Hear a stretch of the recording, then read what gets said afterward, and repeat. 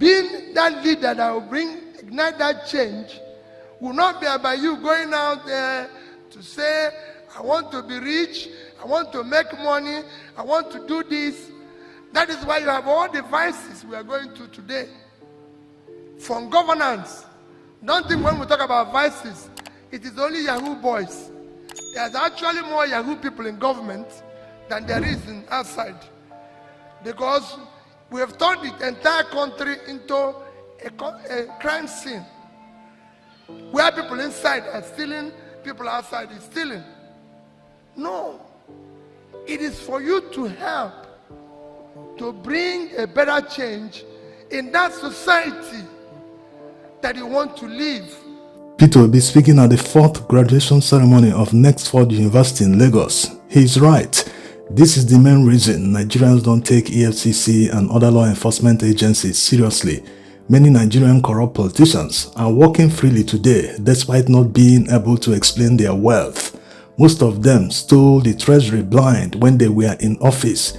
A huge example is the former Kano State Governor Omar Gandu.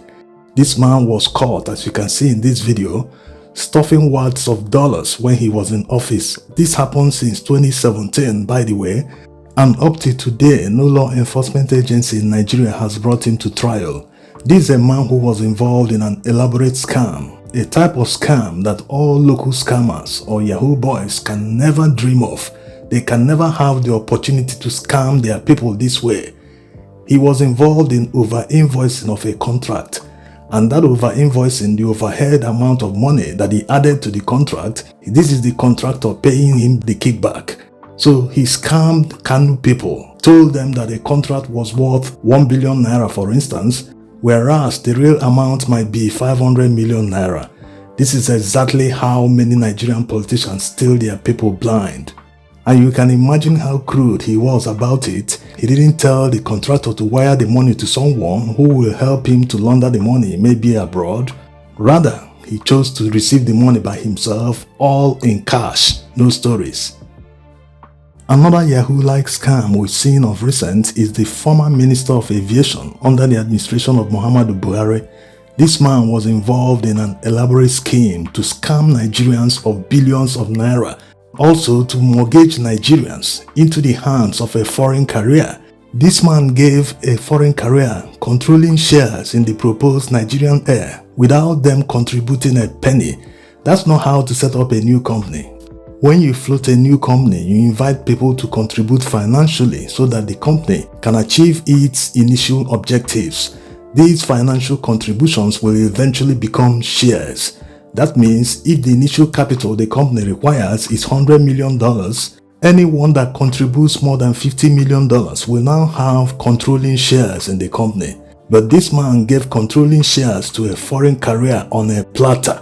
This was how he wanted to mortgage the future of Nigerians. Assuming the Nigerian Air succeeded, by now Nigeria will be facing new litigation in a foreign arbitration court. Just like the ongoing one between Sunrise Power and Nigerian government in Paris, they are claiming that Nigeria awarded them the contract to build, operate and transfer the Mambila power plant. Of course, over the weekend, Obasanjo, Fashola and Muhammadu Buhari all testified in a Paris court. But it wasn't meant to succeed. The former Minister of Aviation planned this as an elaborate scheme just to scam Nigerians of billions of naira. Imagine going as far as painting one of the jets owned by the foreign carrier to Nigerian Air just to perfect the scam.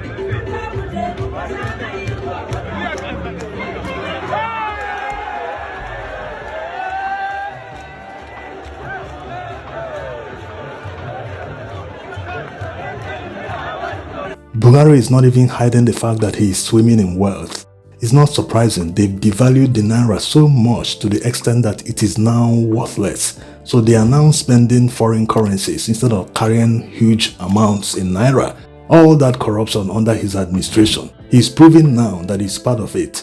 Emefiele worked under Buhari, he is facing trial, many count charges, but here we are, Buhari is working free, spending dollars. Yes, he's retired, but all leaders must continue to live by example. You don't tell Nigerians it was the swan song under his administration.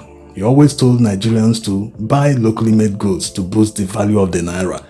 But here we are, he's spending in dollars, expecting Nigerians to continue spending in naira. The annoying thing in all this is the holier-than-thou attitude of Nigerian leaders.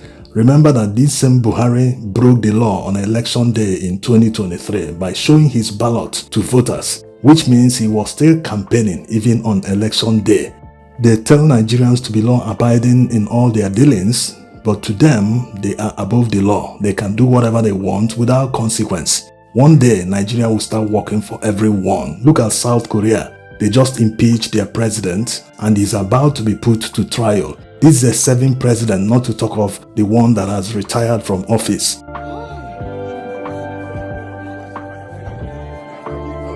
Let's not forget Yahaya Bello. He has been charged to court by the FCC.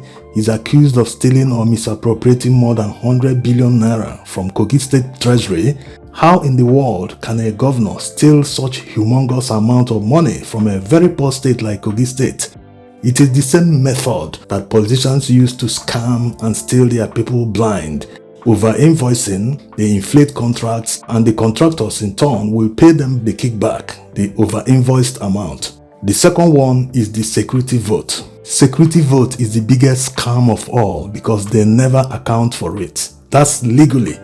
Even the State House of Assembly or the National Assembly can never invite any executive officer to come and explain how he spent security vote. It is against the law.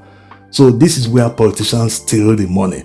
If they are buying equipment to be used by security agencies, that's procurement. They will go to the State Assembly and they will approve and authorize the spending. They can spend that one, but the money they share among security agencies in cash. It is normally in cash. In fact, how they operate is once the month ends, the governor will request the amount he needs to take care of security, and that money will come in cash. It will be delivered in cash to his office. They will call the police commissioner and give them their own. Any army commander in his state, he will settle that one. The SSS settle the director.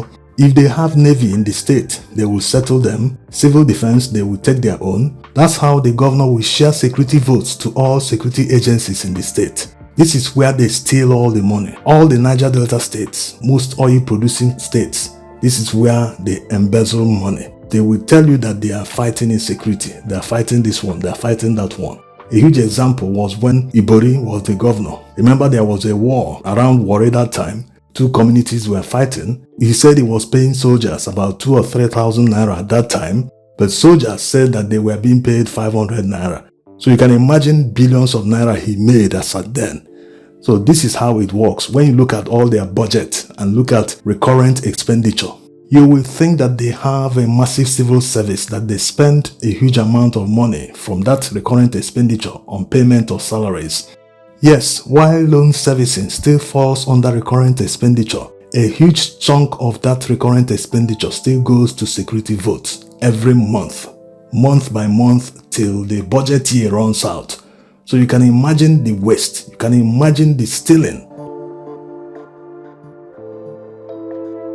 This is why EFCC and other security agencies must devote at least 95% of their time going after politically exposed persons. The amount of money they steal, and when you consider the fact that this money belongs to Nigerian people, which one should be the top priority? Nigerians pay the salaries of all these security agencies, so they should be able to work for Nigerians. Go after people who are stealing Nigerian people's money. This should come first before going after one local scammer who scammed one individual. When you look at the record of the EFCC since their inception and the amount of money they've recovered from local scammers that runs into billions of naira, maybe it's just one or two cases.